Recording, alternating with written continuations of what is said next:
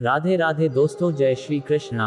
दोस्तों, श्री कृष्ण कहते हैं, मनुष्य की लालसा बड़ी विचित्र होती है। सफलता पाने के लिए वो अंधी दौड़ में भाग लेता है। जीवन का लक्ष्य पाने के लिए वो जीना छोड़ देता है। स्वयं को और अपने समय को ऐसे व्यय करता है जैसे कि वो अमर हैं, कभी मरेगा ही नहीं। और जब मृत्यु की घड़ी समीप आती है, तब उसे आभास होता है कि वो वास्तव में कभी जिया ही नहीं। रक्तसेठ बहाकर अपना स्वास्थ्य बिगाड़ कर असीम धन कमाते हैं, और फिर उसी बिगड़ी स्वास्थ्य की उपचार के लिए उसी धन को पानी की भांति बहाते हैं, और अंत में खाली हाथ रहते हैं। है ना विचित्र बात? तो किया क्या जाए? इस समस्या का हल क्या है? इस समस्या का हल है शांति। अपना मन शांत रखे और अपने जीवन का हर समय से जियो जैसे कि आज आपका अंतिम दिन हो। अपने जीवन में इतनी शांति से ज्ञान अर्जित करो जैसे कि आप अमर हो। मरना तो एक ना एक दिन सभी को है, परंतु इस विधि से आपका जीवन सरल, संपन्न और सफल हो जाएगा। दोस्तों, आज आप सुनेंगे श्रीमद् भगवद गीता अध्याय 6 का पार्ट 2। आज का वीडियो बहुत महत्वपूर्ण है, स्क्रिप्ट मत करिएगा, पूरा देखिएगा। आप सबसे एक अनुरोध करूंगा, चैनल पर अगर नए हैं तो सब्सक्राइब कर लीजिए श्रीमद् भगवद गीता बाकी अध्याय का वीडियो देखने के लिए। तो शुरू करते हैं दोस्तों। 26। जब और जहां भी मन बेचैन और अस्थिर होकर भटकने लगे, तब उसे वापस लाकर स्थिर करते हुए भगवान की ओर केंद्रित करना चाहिए। 27। जिस योगी का मन शांत हो जाता है और जिसकी वासनाएं वश में हो जाती हैं एवं जो निष्पाप है तथा जो प्रत्येक वस्तु का संबंध भगवान के साथ जोड़कर देखता है, उसे अलौकिक आनंद प्राप्त होता है। 28। इस प्रकार आत्मसंयमी योगी आत्मा को भगवान में एकीकृत कर भौतिक कलश से मुक्त हो जाता है और निरंतर परमेश्वर में तल्लीन होकर उसकी दिव्य प्रेममयी भक्ति में परम सुख प्राप्त करता है।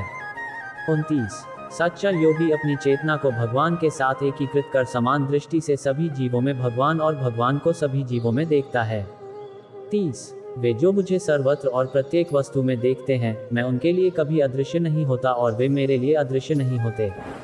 31। जो योगी मुझ में एकनिष्ठ हो जाता है और परमात्मा के रूप में सभी प्राणियों में मुझे देखकर श्रद्धापूर्वक मेरी भक्ति करता है, वह सभी प्रकार के कर्म करता हुआ भी केवल मुझ में स्थित हो जाता है। 32। मैं उन पूर्ण सिद्ध योगियों का सम्मान करता हूँ जो सभी जीवों में वास्तविक समानता के दर्शन करते हैं और दूसरों के सुखों और दुखों के प्रति ऐसी प्रतिक्रिया व्यक्त करते हैं जैसे कि वे उनके अपने हों। 33। अर्जुन ने कहा, हे मधुसूदन, आपने जिस योग पद्धति का वर्णन किया वह मेरे लिए अव्यावहारिक और अप्राप्य है, क्योंकि मन चंचल है। 34।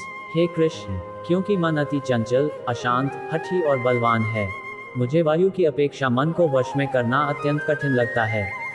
35। भगवान श्री कृष्ण ने कहा, हे महाबाहु कुंती पुत्र, जो तुमने कहा वह सत्य है। मन को नियंत्रित करना वास्तव में कठिन है, किंतु अभ्यास और विरक्ति द्वारा इसे नियंत्रित किया जा सकता है। 36। जिनका मन निरंकुश है उनके लिए योग करना कठिन है, लेकिन जिन्होंने मन को नियंत्रित करना सीख लिया है और जो समुचित ढंग से निष्ठापूर्वक प्रयास करते हैं, वे योग में पूर्णता प्राप्त कर सकते हैं। यह मेरा मत है। 37। अर्जुन ने कहा, हे कृष्ण, योग में असफल उस योगी का भाग्य क्या होता है जो श्रद्धा के साथ इस पथ पर चलना प्रारंभ तो करता है, किंतु जो अस्थिर मन के कारण भरपूर प्रयत्न नहीं करता और इस जीवन में योग के लक्ष्य तक पहुंचने में असमर्थ रहता है। 38। हे महाबाहु कृष्ण, क्या योग से पथ भ्रष्ट ऐसा व्यक्ति भौतिक एवं आध्यात्मिक सफलताओं से वंचित नहीं होता और छिन्न भिन्न बादलों की भांति नष्ट नहीं हो जाता, जिसके परिणाम स्वरूप वह किसी भी लोक में स्थान नहीं पाता। 39। हे कृष्ण, कृपया मेरे इस संदेह का पूर्ण निवारण करें, क्योंकि आपके अतिरिक्त कोई अन्य नहीं है जो ऐसा कर सके।